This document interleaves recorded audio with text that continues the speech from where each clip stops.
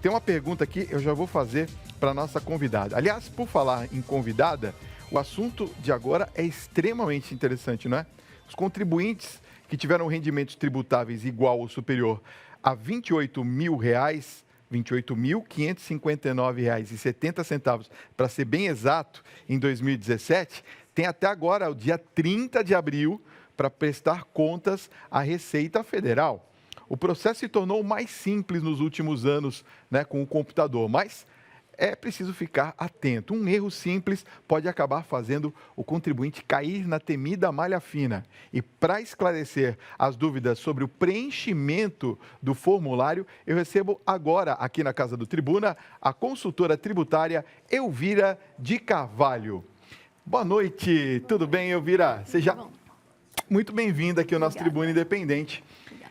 Olha, muitas pessoas têm dúvidas, né, de como utilizar o programa e acabam contratando outras pessoas para fazerem as declarações de ajustes por outras pessoas. É correto isso ou seria melhor a gente aprender de fato a fazer com o programa? Olha, é lógico que todo contribuinte ele tem que ter noção do que é a declaração de ajuste. Para ele conhecendo um pouco, ele já tem como preparar toda a documentação para fazer a declaração do exercício seguinte. Ele já vai ficar atento nas despesas dedutíveis, vai ficar já pedindo os recibos que comprovam essa possibilidade de dedução do imposto, né? Agora, Elvira, quais são as dúvidas mais frequentes, hein? As pessoas sabem instalar o programa, por exemplo? Olha, o programa ele é bem autoaplicativo. Entra no site da Receita Federal, pede o download do Imposto de Renda Pessoa Física 2018, ele vai baixar em 2 minutinhos, ele vai baixar esse programa. Certo. Você trouxe então aí o computador para que a gente também pudesse, através de uma maneira bem lúdica, explicar para as pessoas que estão nos acompanhando. Antes de você iniciar propriamente dito, tem algumas mudanças de 16 para 2017, não tem? Sim. Quais são as principais que você poderia pontuar para a gente? Uma delas é os dependentes que terão que ter CPF acima de 8 anos, né? Tá. O ano passado era 12, esse ano passou para 8 anos. O ano que vem, infelizmente, todos os dependentes terão que ter CPF, né? Isso mesmo que for bebê? Mesmo que for bebê. Mas como é que eu vou tirar o CPF de um bebê? Dá para tirar? Dá para tirar. Gente, dá para fazer no poupa-tempo? Não, né? Não, não pode fazer. Não dá. Não sei, onde é que vai fazer? Como é que chama? Na maternidade? Isso, então? já está saindo no momento do registro, já sai com o CPF. Gente, o que vai ter de gente fazendo compra com o CPF do bebê não é brincadeira. É brincadeira, gente. Não estou falando que vão fazer isso, não. Não façam isso. Isso. A outra novidade é com relação à descrição dos bens, né? Porque até então a gente tinha o histórico, você fazia a descrição da forma que cada um achava. Agora a Receita Federal normatizou isso. Então agora eu tenho que informar o número do IPTU do imóvel, a matrícula, qual foi o cartório de registro de imóveis que ela foi registrada. E a gente precisa colocar um outro item também que está dando polêmica, que é o total da área, né, construída, o total da área lá do imóvel, né? Tem que colocar o valor total do terreno, do terreno, isso. É o terreno mais a construção, né? É o total, a área total. Ele fala a área total, é a soma, né? Tá. E aí, no caso, quem mora em apartamento tem que fazer todo um cálculo. Não, isso você pega do IPTU. No IPTU, já vem a área do terreno e a área construída. Tá certo. Vamos começar, então, a explicar direitinho? Dá para focalizar? Vamos começar, então, pela escolha do tipo da declaração, não é isso, Elvira? Não, quando você baixa o programa, você coloca os dados, né? Então, a gente está com o programa, eu acabei de baixar o programa, ele vem já com 3 possibilidades. Criar uma declaração nova, importar dados do ano anterior ou importar a declaração pré-preenchida. Tá. Essa é a tela inicial que está aparecendo, né? Isso é a tela inicial, tá? Então, eu vou optar numa dessas. Geralmente, se eu tenho na máquina já a declaração do ano anterior, eu vou clicar em importar dados. Aí ele já vai trazer todos os dados importados. Se eu não tiver se eu não tiver essa declaração na minha própria máquina, aí eu vou ter que criar uma nova declaração, né? Certo. Abrindo a tela, né? Eu então criei uma nova declaração. Ok. Aí ele vai pedir identificação, tá vendo? Ó? Identificação do contribuinte. Tá. Ele vai perguntar se é a declaração anual de ajuste ou se é uma retificadora. Lógico, nesse momento, então, vai ser uma declaração anual. Aí vai os dados do contribuinte, data de nascimento, título de eleitor, o CPF do cônjuge, onde reside e qual que é a qualificação qual a profissão, né? Certo. Aí a gente passa para as telas seguintes, depois vem a tela de dependentes. Tá. Se tiver dependentes, preenche os dependentes, né? Por exemplo, esposa, filhos. Esposa, filhos, Tá. esposa, filhos, filho até 18, se for estudante, né? Até os 24. Tá. Tem várias possibilidades de dependente, fora esses dois que são os mais usuais, né? Tem outras formas. Tá. E nós Aí chegamos na parte dos rendimentos, não é isso? Aí tem alimentandos, né? No caso O que são os alimentandos? Quando o contribuinte tem que pagar pensão, né? Ele tem pensão para pagar de algum... aí ele tem que preencher essa parte aqui. Lógico, uma pensão que foi definida em ação judicial. Entendi. Não pode ser de forma bilateral, assim, só um acordo, né? Entre cônjuges. Não pode ser, tem que ser aquele valor definido em ação judicial. Quem paga pensão alimentícia, é isso? Isso. Tá bom, nós vamos continuar. Espera um pouquinho enquanto ela vai preparando as telas aí. Bom, Elvira, vamos para a próxima etapa. Aí chegamos nos rendimentos, então? Então, agora a gente vai para os rendimentos recebidos de pessoa jurídica. Tá. Que aí são, no caso, por exemplo, quem está empregado recebe aquele... Informe de rendimento. Informe de rendimentos, tem que colocar aí, Isso. não é isso? Quem Então, trabalha por conta, por exemplo? Então, quem trabalha por conta, se tiver prolabore, é nesse item também. Tá. Aí é salário, prolabore, rendimento de aluguéis, por exemplo, pago por pessoa jurídica. Até, nesse campo aqui vai até, por exemplo, um resgate de previdência privada, os juros, né? Porque ele vem tributado. Tá. Então, são várias possibilidades de rendimentos tributáveis que tudo que é de pessoa jurídica é nesse campo. Ele vai o CNPJ, o valor do rendimento, o valor da previdência, se teve retenção na fonte.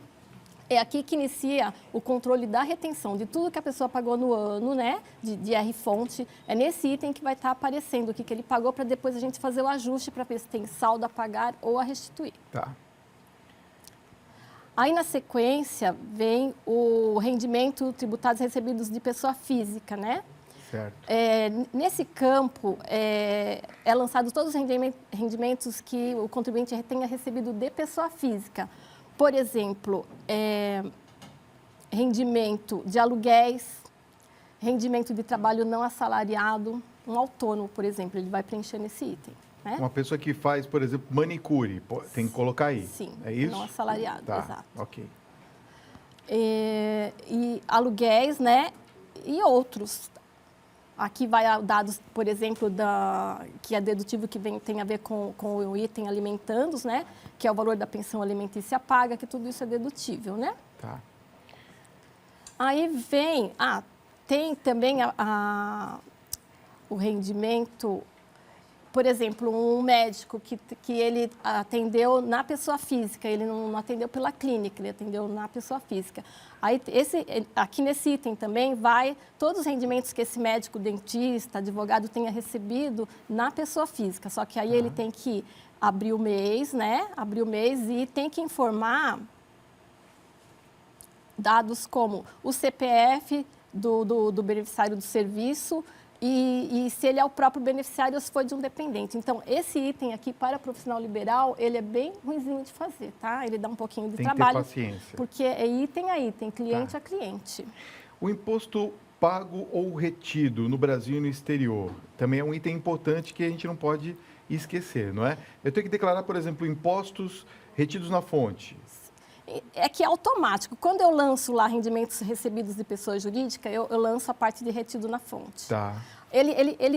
Esses impostos retidos, ele automaticamente é puxado para esse campo. Tá bom. Exceto outros, talvez do exterior, que eu tenha que lançar o imposto complementar, aí a gente lança a mais. Mas na maioria dos casos, ele vai estar sempre puxando automático, tá? No caso de pagamentos. Pagamentos. É. Despesas. Isso. Ah.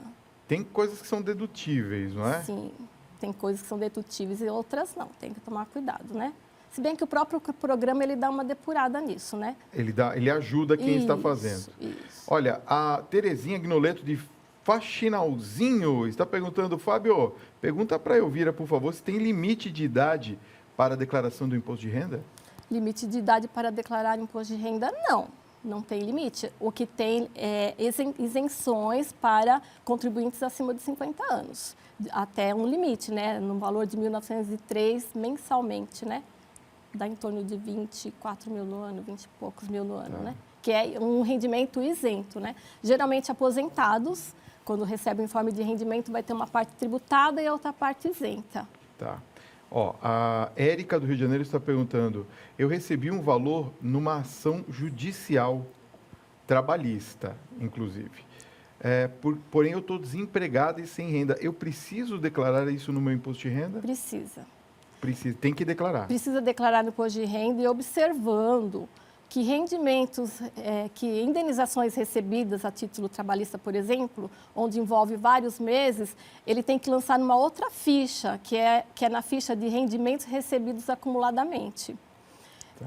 Porque se você pegar essa indenização e jogar tudo num mês só, ela vai dar um valor alto, né, de imposto. Uhum. Aí o governo estipulou essa forma, né, de fazer o cálculo com base em rendimentos recebidos acumuladamente, onde ele faz o cálculo como se fosse mensal para não pesar, entendeu?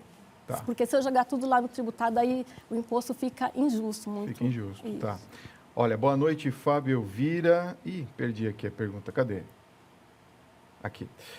Uma pessoa que recebe da Previdência, pensão por morte, deve declarar este salário também no imposto de renda? Espera aí que você vai responder daqui a pouquinho. Mas é bom, né? R$400 de desconto é muito bom. Elvira, olha só, a pergunta da Simone de Chapecó, Santa Catarina, é muito interessante a respeito da questão de ela receber a Previdência, ela tem que declarar no imposto de renda? Então, entra naquela regra dos 28 mil, que é o valor que passa a ser obrigado. Depende do valor dessa pensão que ela recebeu, né? Tá. Eu queria que você explicasse aí no programa a questão da escolha do modelo. Porque tem muita gente que escolhe o modelo completo e não precisa, pode ser o simplificado. Quando que eu escolho o completo, quando que eu escolho o simplificado, Elvira? Então, o próprio sistema, ele já me dá as duas opções e ele já vai me dando o resultado automaticamente, o que daria em um e outro. Tá vendo? Olha aqui, ele fala assim, deduções legais, ele já está me dando o valor do imposto. E se por desconto simplificado, qual o valor do imposto? Ele dá a alíquota efetiva e o valor. No final da declaração, quando a gente termina de lançar tudo, eu já sei o que está sendo mais vantagem ali. Até na hora de transmitir, se eu fizer se eu tiver na opção menos vantajosa, na hora da transmissão, antes da transmissão, já vem um aviso da Receita Federal falando, olha, se você fizer pela outra opção, você vai ter tanto a restituir ou menos a pagar. Então, ele é autodidático, você não escolhe no momento. É lógico que tem exceções, tem casos que você tem que fazer pelo modelo completo, né? Mas vale a pena a gente experimentar, né? Perder esse medo, não é, Elvira? Sim. A gente pode fazer a correção se errar? Pode, a correção pode ser feita dentro, tão logo feita a transmissão, logo que a gente transmite a declaração, depois de alguns dias ela já é processada. Tá. Ou, se ela não for processada, ela ficou em malha. Então, dias depois, você já consegue saber se ela já tem problemas, se ela tem erros, omissões, alguma coisa para ajustar. Você consegue monitorar isso, lógico, gerando o código de acesso, indo até o site da Receita Federal, que lá já tem, ele já vai te dar essa noção. Se faltou algum lançamento de algum rendimento tributável, se as despesas médicas estão fora do padrão. Entendi. Aí já vem até o aviso e ele diz até qual o motivo da suposta malha. O computador ajuda também, né? É uma ferramenta incrível. Né? Elvira de Carvalho, obrigado pela sua presença. Foi muito bom tê-la aqui no nosso programa, viu? E a você que ficou com a gente também, muito obrigado pelo carinho da sua audiência. Lembrando que se você quiser saber mais informações, é grupoking.com.br o site, né? grupoking.com.br, copie como está aparecendo aqui no seu vídeo, tá bom? Gente, olha só, amanhã no Tribuna Independente começa um pouquinho mais tarde o nosso programa, vai ter o jogo da Série A3, depois vai ter o Padre Robson e a gente começa às 10h30 da noite, coladinho com o Padre Robson, tá bom? Nós vamos receber amanhã, olha que bacana, vem um príncipe aqui no programa, Dom Bertrand de Orleans e Bragança, ele é príncipe imperial do Brasil, numa conversa super bacana sobre monarquia e os rumos atual da política brasileira. E vamos receber também a doutora Maria Clara Jost, que é psicóloga, falando sobre o impacto da intervenção terapêutica do método ADI-TIP no tratamento da depressão. Imperdível, eu te encontro amanhã um pouquinho mais tarde, às 10h30 da noite. Beijo, tchau!